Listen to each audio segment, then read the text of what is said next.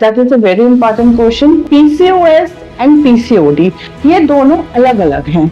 PCOD as the name suggest polycystic ovarian disorder means कि ये ovaries तक ही कन्फाइंड है। ओवरीज में मल्टीपल सिस्ट फॉर्म हो जाती हैं ड्यू टू हार्मोनल इम्बैलेंस।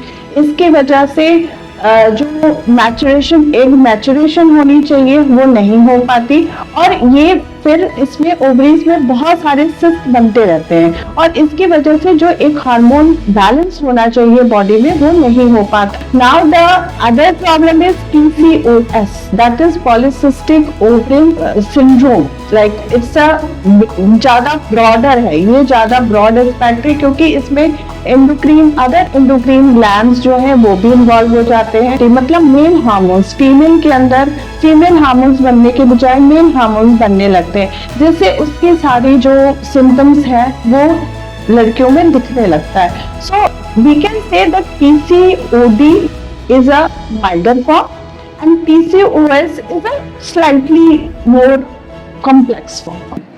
आज हम एक ऐसे विषय पे बात करेंगे जो सिर्फ मेडिकल रूप से हमारे लिए इम्पोर्टेंट नहीं है बल्कि हर माँ बाप के लिए एक चिंता का विषय है। PCOD और PCOS एडोलेसेंट लड़कियों में।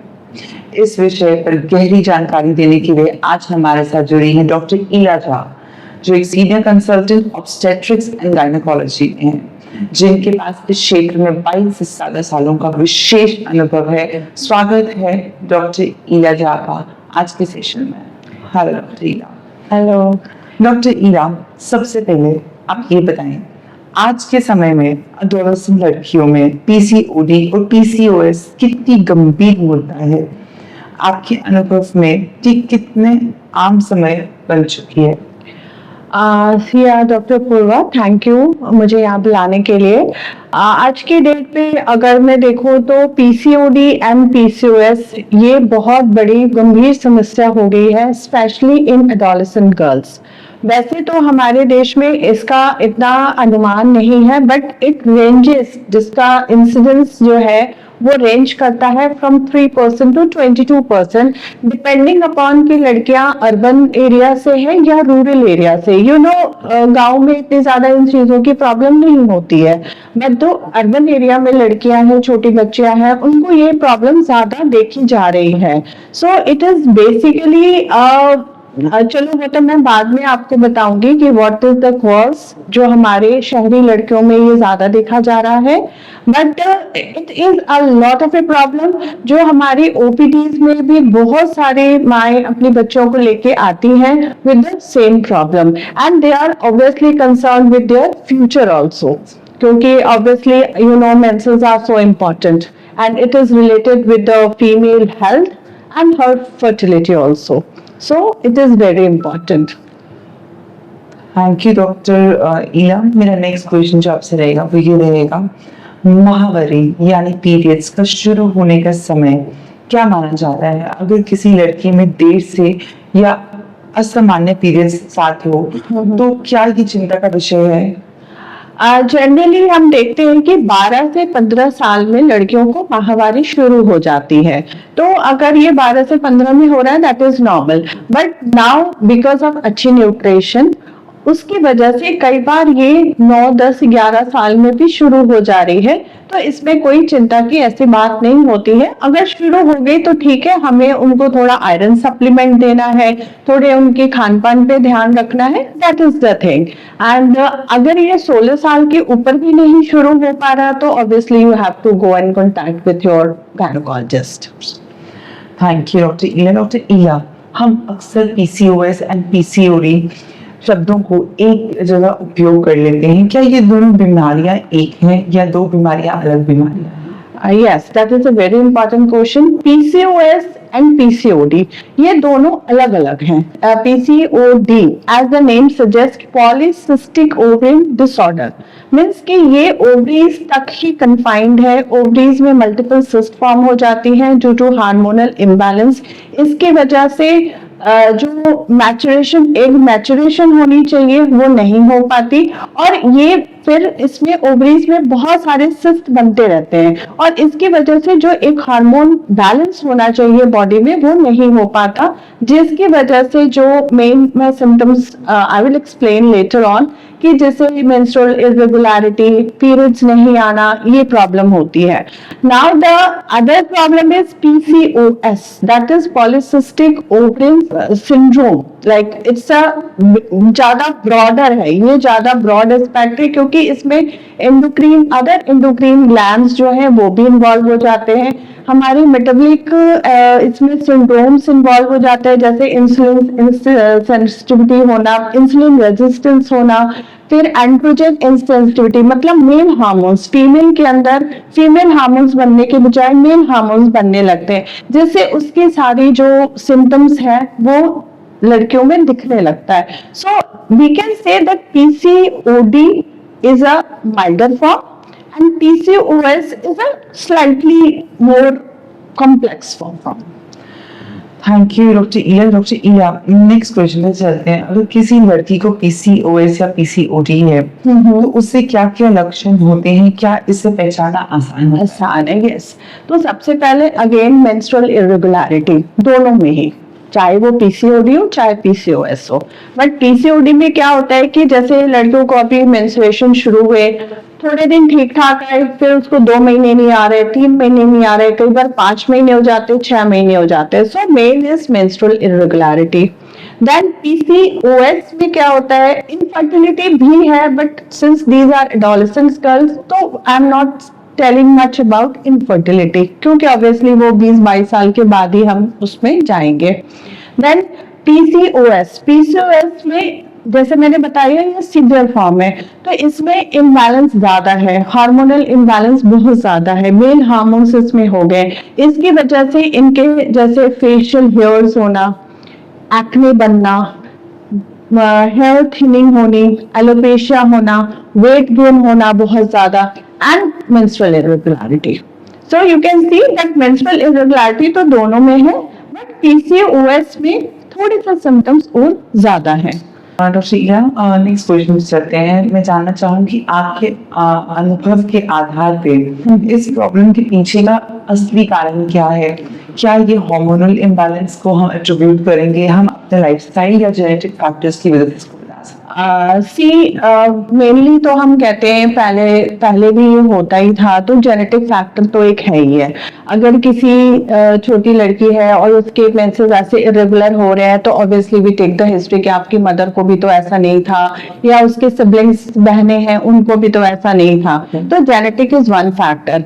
नेक्स्ट, एज आई टोल्ड कि अर्बन एरियाज में ये बहुत हो रहे हैं अब, तो इसका मेन कारण इज लाइफस्टाइल, जो हमारा बहुत ही सेडेंटरी लाइफस्टाइल है। जैसे ही लड़कियां 9, 10, 11 साल की होती है, ऑब्वियसली पढ़ाई की वजह से दे लीव एवरीथिंग, उनका बाहर का outdoor activity, games, everything is like stopped and they are more towards studies, वो पढ़ने लग जाती हैं, 10 घंटे 12 घंटे बैठी रहती है, सेडेंटरी लाइफस्टाइल।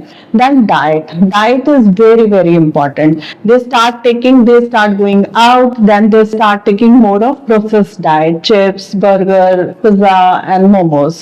ठीक है, then this is the main reason. So and then we have to control their diet as soon as they put into adolescence. और जैसे ही उनके पीरियड शुरू होते हैं तब उनको डाइट की और भी ज्यादा ध्यान रखनी है, और एक्टिविटीज तो है ही है। थैंक यू डॉक्टर इया। डॉक्टर इया, मेरा नेक्स्ट क्वेश्चन आपसे ये रहेगा, अगर किसी को शक है कि उन्हें PCOD या PCOS है तो कैसे डायग्नोज किया जाता है? कुछ खास टेस्ट होते हैं इस PCOS या PCOD? Yes, like I said कि मेनली तो सिम्टम्स ही हो गए। मेंस्ट्रुअल इरेगुलरिटी है, जैसे हमें पता है कि मेंसेस आपके 21 to 45 डेज पे जरूर आने चाहिए, 3 से 4 दिन रहने चाहिए। अगर ये पैटर्न पीरियड्स आने के 2 साल 3 साल भी नहीं हो पा रहा तो आप जरूर गायनिक के पास जाइए, वहां पे वो आपका अल्ट्रासाउंड कराएंगे, कुछ हार्मोनल टेस्ट होते हैं वो हम कराते हैं, और उसके बाद भी सी कि how can like we treatment and all. Main is ultrasound is very much important.